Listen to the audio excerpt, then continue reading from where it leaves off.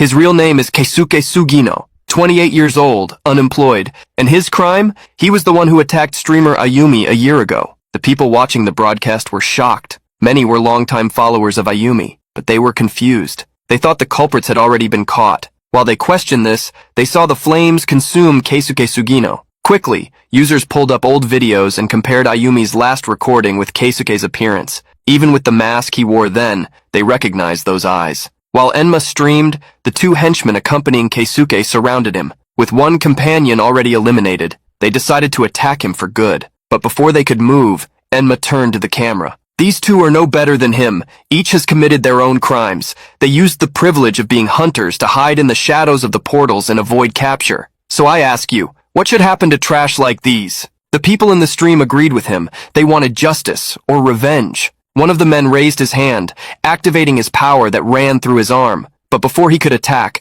flaming eyes stared him down. Let your sins be burned. In an instant, the two thugs were destroyed by Enma's attacks, leaving only Keisuke intact. The flames still persisted, and the camera remained on, letting the sounds of crackling and agony echo through the broadcast. Enma then pointed the camera directly at Keisuke, while the viewers, stunned by what they had witnessed, demanded he be punished. Answering the request, Enma extended his arm. In an instant, the flames surrounding him surged, causing excitement in the stream. Addressing Keisuke, Enma asked, "Any last words?" Before thousands of viewers whose opinions were divided, Keisuke begged for forgiveness. He repeated over and over, desperately, that he was sorry, but it was too late. Then a comment appeared on the screen. He apologized, can't we just forgive him? Reading that, Enma replied directly to the user named Toktosu. How about next time I do the same to your parents? If I apologize afterward, will that be okay? Isn't that what you said? The people in the broadcast began to get scared by Enma's tone. Do you think you're safe just because you're sitting there watching? Anonymity nowadays? What a joke. The audience's attitude changed. With Enma's comments, now everyone was against him, but Vox was on his side. That's right. By feeding on my despair, you made a pact. That hatred you feel isn't limited to just you. All the bad feelings around you will become your power. Enma was using the fury of the people in the stream to his advantage, following Vox's words. The more you go viral, the stronger you become. Enma continued showing Keisuke, who couldn't extinguish those flames with his tears. Faced with such a scene, Vox laughed, wanting to go after the guy's parents, although Enma didn't want to go that far. To feed Vox with such despair, the prey Enma chose were obvious. He would go after all those who caused harm without restraint, as if they owned this world. Vox, I will feed you with their despair until you are satisfied. Enma's words cheered the dark being watching Keisuke. Because sudden despair was always the most delicious. The despair of arrogant scum must be extraordinary, just like this guy's. Find those who harmed Ayumi. Only despair suits them. After some time, Enma smiled at the camera, asking for some time to ask Keisuke a few things. Trying to survive, Keisuke begged, I'll do anything, help me. Enma wanted to know the name of their leader, that big guy. He wanted to know everything. Faced with the questioning, Keisuke cried even more. He refused to tell. If he did, it would be the end for him. Desperate, Keisuke used his wind magic. Basic wind attribute technique, Kamitachi. The power created by Keisuke generated wind waves that completely filled the cave's chamber. On the camera, one could see the man desperately trying an attack with his last energies. Raising his hands, he accumulated a large amount of wind power. His strongest technique, intermediate wind attribute technique, Sylph Sphere. He wouldn't have Enma, not as much as that person. With all his courage, he threw the sphere at the protagonist. With the sphere crossing the entire camera and exploding, he wondered if he had succeeded. He wouldn't believe it if his target was still alive, but when he saw what was ahead, he couldn't believe his eyes. Before him, Enma taunted, a harmless breeze at most will stir the flames. The people watching were amazed to see the flame rise even more powerful than before. Keisuke tried to retreat, but he had nowhere to go. Then Enma approached, explaining the difference between common flames and his flames. These burned from the feet all the way to the heart. The smile he showed was maniacally frightening. Even so, these flames will keep you alive. Imposing fear, Enma ordered him to say what kind of abilities that person had, but Keisuke kept denying, I don't know. I'm sorry, please, that guy's dangerous. The protagonist wondered who that guy was to inspire so much fear in this man. Since he couldn't extract anything important, Enma made a proposal. Then just tell me the name. If you tell me, I'll put out the flames. How about that? Faced with the man so afraid and crying so much, Enma tried to pretend to be friendly. You must be suffering, right? Crying so much, he decided to give the information, Kurokami Yaichi. Enma stored that name in his core. That was the name of Ayumi's enemy. Finally, he remembered the viewers, and taking the phone again, thanked them for waiting. Since he understood, I'll keep my promise. Keisuke felt more relieved with Enma's words, but not when he saw what he would do. Enma simply left him behind while talking to the people in the stream. We can always solve this by talking, right? We're human. I finished my business here, let's end the stream now. Desperate, Keisuke tried to get the protagonist's attention to show that the flames had not been put out, but Enma just gave him a simple look. I'll leave them burning. Someone like you, a humble subordinate, probably doesn't know much anyway. Finding out the name is enough. While you savor the pain and suffering you inflicted on Ayumi and the others,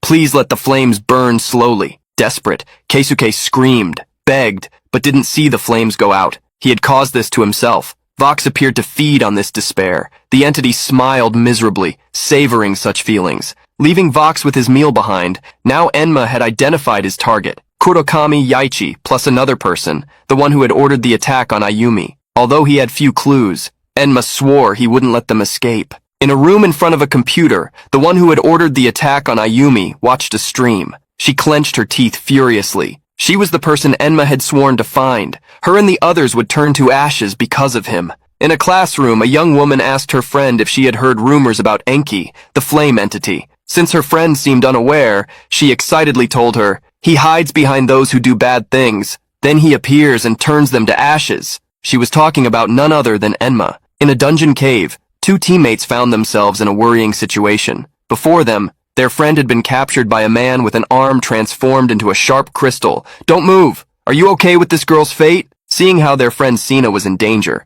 a man wearing a beanie shouted desperately for her. The man who had captured Sina had few demands. Leave all your items and magic stones. At that moment, someone streaming appeared. His audience was already asking what they would see. As he appeared, the streamer revealed the identity of the man holding the girl. Shikihara Goro, 29 years old, male, unemployed, and a rank E hunter. He has extorted at least 20 hunters. Although he never finished off another hunter, 3 of them ended up suffering at the hands of monsters after having their equipment stolen. Before the man who created flames with his own hands, Goro was surprised. Who are you? Stop filming! The broadcast, which had once been against Enma, was now on his side, against those he accused. Goro, desperate, stammered, Don't come closer. It was then that Enma smiled at that woman. Ayase Yano, 21 years old, female, part-time worker, rank D hunter. She pretends to be a beginner and infiltrates groups to be caught by Shikihara Goro. The group that had been with Ayase before was incredulous. Enma finished his accusation. She is an accomplice of Shikihara.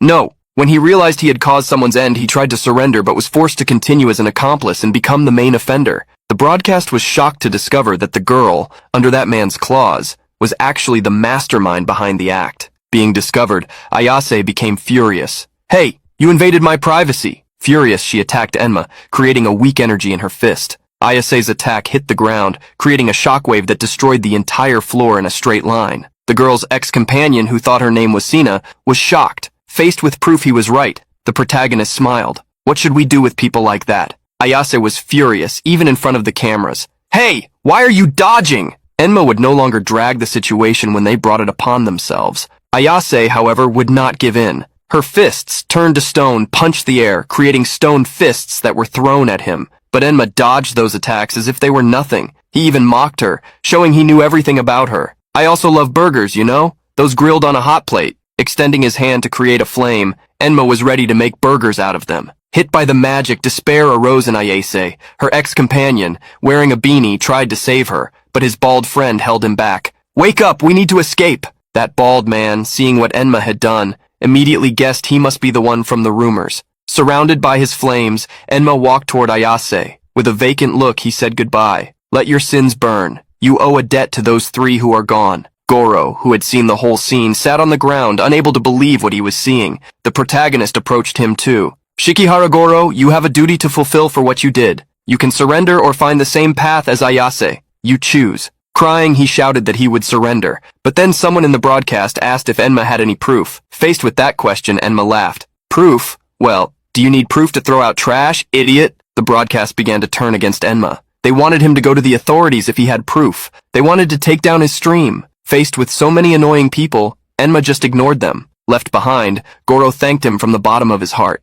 Actually, Shikihara Goro himself had contacted Enma asking for help, wanting to hand over the evidence. Before leaving, Enma wanted to ask Shikihara something. By any chance, do you know anything about Ayumi's case? Today, Vox was complaining. How boring! Surrounding the protagonist, he complained about how little despair he had been given, even though that woman's wasn't so bad. Vox wanted at least to have caught that woman by surprise, so he could collect better despair. But Enma reprimanded him. That's my power. I'll use it the way I want. Vox couldn't help but smile. Scary madman. The Lord Entity Vox. Little by little, Enma was beginning to understand him as he used his powers. The more Enma used the flames, the more he himself grew. To be more precise, the angrier the viewers got through the comments, the hotter the flames became. That anger could be directed at him, against those he hunted, or against those careless victims. The anger could be about anything. People could be angry remembering their bosses or directing their anger at customers. Although each source of hate was small, the large volume made things significant.